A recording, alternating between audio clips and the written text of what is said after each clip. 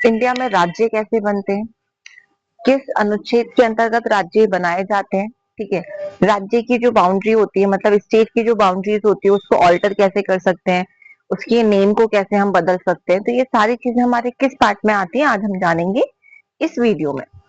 Hello friend, this is Swati Singh. Welcome back to my YouTube class. I hope you all are doing great. मैं भी एकदम बढ़िया हूँ। चलिए स्टार्ट करते हैं अपनी क्लास। आज जो हम क्लास लेने वाले हैं, part 1 of the constitution of India, article 1 to 4 जी। और जो ये टाइटल है, मतलब जो पार्ट 1 है कॉन्स्टिट्यूशन का, वो किससे रिलेट करता है, यूनियन एंड इट्स टेरिटरी। ठीक है, भारत और उसकी राज्य क्षेत्र, राइट।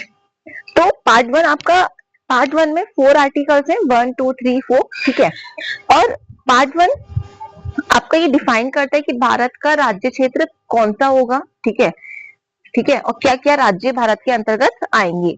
तो फर्स्ट हम देखेंगे, राइट। तो part 1 defines the name of the countries, its territory and parliament's power to reorganize states and territories. ठीक है, तो ये क्या कर रहा है, अब देखो, पार्ट 1 डिफाइन कर रहा है name of the country, country के नेम को। ठीक है, उसके राज्य क्षेत्र मतलब territory, and parliament power to reorganize states, parliament की जो पावर है स्टेट को रीऑर्गेनाइज करने की और उसकी टेरिटरी को रीऑर्गेनाइज करने की। ठीक है, ये डिफाइन कौन कर रहा है, डिफाइन कर रहा है पार्ट 1। ठीक है, अब बात करते हैं article 1, name and territory of the union. ठीक है, India that is Bharat shall be a union of state. ठीक है, अब आपको ये चीज क्लियर हो गई होगी कि आर्टिकल 1 में इंडिया और भारत दोनों नाम को शामिल किया गया है। India that is Bharat shall be a union of state, the territory of India, ठीक है, and territory of the states, the union territory and any other territory that may be acquired. ठीक है, तो यहाँ पर 3 चीजें मैंने, एक तो टेरिटरी ऑफ इंडिया। ठीक है, अगर इंडिया की टेरिटरी है तो जाहिर सी बात है इंडिया की टेरिटरी में तो उसकी स्टेट्स भी आते हैं। ठीक है, उसकी यूनियन टेरिटरीज भी आती हैं, यूटीज जिसको बोला जाता है, राइट। और वो सारे एरिया जो एक्वायर किए जाते हैं इंडिया की पार्लियामेंट के द्वारा, गवर्नमेंट के द्वारा। ठीक है, पार्लियामेंट के द्वारा कानून बना के, गवर्नमेंट के द्वारा जो भी हम एक्वायर करते हैं वो सारे हमारे आते हैं आर्टिकल 1 में। ठीक है, तो टेरिटरी ऑफ इंडिया अपने आप में ही ये वर्ड डिफाइन कर रहा है कि इंडिया की टेरिटरी, मतलब क्योंकि इंडिया के जो क्षेत्र है, इंडिया का जो एरिया है, उसमें स्टेट भी आता है, यूटीज भी आते हैं। ठीक है, बस आपको एक याद रखना है, acquired, that may be acquired, जो हम एक्वायर्ड कर सकते हैं। ठीक है, तो वो हमारा आता है आर्टिकल 1 में। ठीक है, आर्टिकल 2, एडमिशन और एस्टेब्लिशमेंट ऑफ न्यू स्टेट्स। ठीक है, हमारा फर्स्ट क्या था, फर्स्ट था हमारा name and territory of the union, and second है हमारा एडमिशन और एस्टेब्लिशमेंट ऑफ न्यू स्टेट। ठीक है, तो पार्लियामेंट में एडमिट इनटू द यूनियन और एस्टेब्लिश न्यू स्टेट्स और such terms and conditions as it thinks fit. ठीक है, तो यहाँ पर आप क्या कर सकते हो, एस्टेब्लिश कर सकते हो न्यू स्टेट पार्लियामेंट के अकॉर्डिंग। ठीक है, जो भी पार्लियामेंट क्या करता है, टर्म्स कंडीशन एडमिट करता है, कर सकता है। ठीक है, तो उसी के अकॉर्डिंग यहाँ पर एस्टेब्लिश किया जाता है, एडमिशन किया जाता है न्यू स्टेट्स का, right. Article 3, formation of new states and alteration of areas, alteration of boundaries and name of existing states। ठीक है, तो ये क्या कर रहा है, अब आप यहाँ पर एक चीज देखो कि यहाँ पर ये क्या कर रहा है, यहाँ पर एक मैंने फॉर्मूला दिया है आर्टिकल 3 को याद रखने का, जो कि मोस्टली एग्जाम्स में पूछा जाता है। तो यहाँ पर आप याद रखना फिदा। ठीक है, फिदा, अब कैसे आप याद रखोगे फिदा को, फर्स्ट है form a new state, F4 form a new state. Article 3 क्या कर रहा है, एक न्यू स्टेट को फॉर्म कर रहा है बाय सिंपल मेजोरिटी। याद रखना, पार्ट 1 आर्टिकल 1 to 4 जो भी है सबके लिए आपको आपको सिंपल मेजोरिटी की रिक्वायरमेंट होती है। ठीक है, स्पेशल मेजोरिटी यहाँ पर रिक्वायरमेंट नहीं है। ओके, तो first F4 form a new state, second I for increase the area of any state. ठीक है, D for decrease the area of any state, A for alter the boundaries of any state and alter the name of any state या change the name of any state। ठीक है, तो यहाँ पर 5 है, form a new state, increase the area of any state, decrease the area of any state, alter the boundaries of any state and change the name of any state। Conditions है, before introducing such a bill in parliament, the president refers it to the concerned state legislature for its views। However, Parliament is not bound to accept those views. ठीक है, इससे जब भी ये introduce किया जाता है ये बिल पार्लियामेंट में, तो उससे पहले कंडीशन अप्लाई होती है कि प्रेसिडेंट को रेफर करना होता है इसको कंसर्न स्टेट लेजिस्लेचर के पास। मतलब मान लो फॉर एग्जांपल जैसे बिहार, ठीक है, अगर बिहार की हमें बिहार का नाम चेंज करना है, बिहार की जो स्टेट की बाउंड्री है उसको ऑल्टर करना है, ठीक है, उसके एरिया को इंक्रीज या डिक्रीज करना है, या उसके एरिया को कट करके कोई न्यू एरिया न्यू स्टेट हमें फॉर्म करना है, तो प्रेसिडेंट ये रेफर करेगा बिल स्टेट लेजिस्लेचर के पास कंसर्न के लिए, ओनली कंसर्न। बट ये मानना या नहीं मानना ये डिपेंड करता है पार्लियामेंट पे, क्योंकि parliament is not bound to accept those views. ठीक है, मतलब स्टेट लेजिस्लेचर जो भी उनको सजेशन देगी या जो भी व्यूज देगी उसको मानना मतलब यहाँ पर बाध्यकारी नहीं है, पार्लियामेंट यहाँ पर बाउंडेड नहीं है। Okay, article 4 laws made under article 2 and 3। ठीक है, आर्टिकल 2 एंड 3 में जो कानून बनाए जाएंगे, ठीक है, वो किसके अंतर्गत बनाए जाएंगे, 4 के अंदर। मतलब आर्टिकल 2 एंड 3 को इम्प्लीमेंट करने के लिए जो कानून पार्लियामेंट बनाएगी वो किसके अंतर्गत बनाएगी, आर्टिकल 4। ठीक है, laws made under article 2 and 3 may amend the first schedule states and union territory and the fourth schedule allocation of seats in the council of state। यहाँ पर किस चीज की रिक्वायरमेंट हो रही है, सिंपल मेजोरिटी। ठीक है, अब सिंपल मेजोरिटी क्या होता है वो हम समझते हैं, प्रेजेंट एंड वोटिंग, ठीक है, और मोर देन 50%।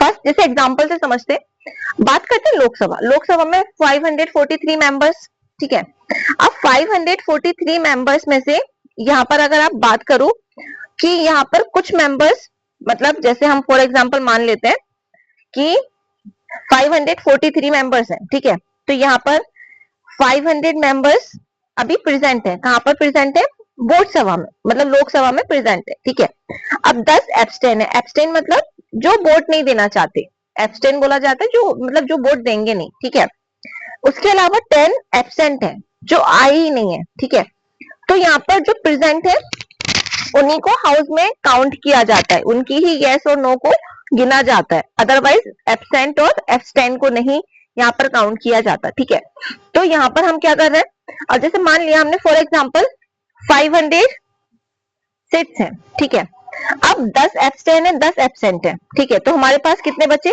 480। ठीक है, अब यहाँ पर कितना चाहिए, यहाँ पर चाहिए half of the members who are present and voting in the house, मतलब more than half of the members. ठीक है, जो प्रेजेंट है और जिन्होंने वोटिंग दी है उसका मोर than half of the members होना चाहिए। क्लियर, ठीक है, अब बात करते हैं सिंपल मेजोरिटी। क्या होती है simple majority, support of the more than half of the members who are present and voting, जो प्रेजेंट है और जो वोट दे रहे हैं, ठीक है, बस वही मैटर करते हैं।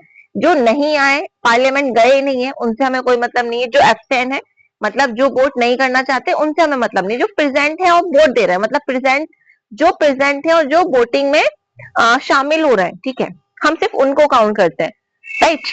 तो यहाँ पर लिखा भी है मैंने, present members who are physically present in the house, voting members who actually cast a yes और no vote, absent members are not counted, members who abstain from voting are also not counted। ठीक है, such laws are not considered amendments to the constitution under the constitution of India। ऐसे जो कानून बनाए जाते हैं उसको हम amendment of the constitution consider नहीं करते। ठीक है, इसको हम सिंपल मेजोरिटी बोला जाता है इसी को। ठीक है, अब आप याद कैसे रखोगे, सिर्फ 4 आर्टिकल है। First, name and territory of India, second, admission और establishment of India, third, formation of new state, alteration of areas, boundaries और names, fourth, supplemental, incidental, consequential provision relating to article 2 and 3। ठीक है, तो यहाँ पर आप याद भी रख सकते हो, आपको जो भी इजी आपको ट्रिक लगती है अपने अकॉर्डिंग भी। देखो मैं जितना मुझसे होता है मैं उससे भी ज्यादा इजी आप लोगों के लिए करने की कोशिश करती हूँ, बट आप एक चीज याद रखो, आप अपने लिए पढ़ रहे हो, जब तक आपके माइंड को खुद वो चीजें इजी नहीं लगेंगी, जब तक आप खुद उन चीजों को और ज्यादा इजी नहीं करोगे तब तक आपको नहीं समझ में आएगा। तो आप जितना इजी लेटर्स, जितने इजी फैक्ट, जो भी चीजें आप जैसे भी रखना चाहो वैसे रख सकते हो। ठीक है, अब जैसे मैं आपको अपना बताती हूँ मैं कैसे करती हूँ। फर्स्ट में याद रखती हूँ इंडिया, ओनली आर्टिकल 1 के लिए मैंने याद रखा इंडिया। ठीक है, अब इंडिया में इंडिया की स्टेट भी आ जाते हैं, इंडिया की यूटीज भी आ जाती है और जो इंडियन गवर्नमेंट एक्वायर्ड कर सकती है, ठीक है। तो वो तीनों चारों चीजें हमारी आर्टिकल 1 में आ गई, आर्टिकल 1 में आ गई, ठीक है। नाउ बात करते हैं आर्टिकल 2। यहाँ पर सिर्फ दो ही वर्ड है, एडमिशन और एस्टेब्लिश, ठीक है। हमें एस्टेब्लिश करना है और एडमिशन करना है। नंबर 3 के लिए हम फिदा याद रखेंगे, ठीक है, वो मैंने बता ही दिया है, राइट। और आर्टिकल 4 आपका सिंपल मेजोरिटी। ऐसे करके आप याद रख सकते हो, जो आपको बहुत इजी क्विक रिवाइज हो जाएगा एग्जाम्स के लिए, ठीक है। क्योंकि मोस्टली एग्जाम्स में इनडायरेक्टली यहाँ से पूछ लिया जाता है। आर्टिकल 2 एंड 3 बहुत ज्यादा आता है एग्जाम्स में, ठीक है। यहाँ तक कि यूपीएससी और यूपीपीसीएस एग्जाम्स में भी ये क्वेश्चंस पुट अप किए जाते हैं, ठीक है। तो कंपटीशन के हिसाब से मैंने आपको पढ़ाया है। तो मैं सिर्फ वही चीजें रखती हूँ जो टू द पॉइंट पूछी जा रही है एग्जाम्स में। आजकल ऐसे ही एग्जाम्स पूछे जाते हैं, इनडायरेक्टली आप बहुत सारी चीजें डेस्क्रिप्टिव आप याद कर लो। फायदा क्या है जब आपको वहां से कुछ आएगा नहीं, ठीक है। तो आई होप कि आपको ये समझ में आई हो मेरी वीडियो। मिलते हैं नेक्स्ट क्लास में।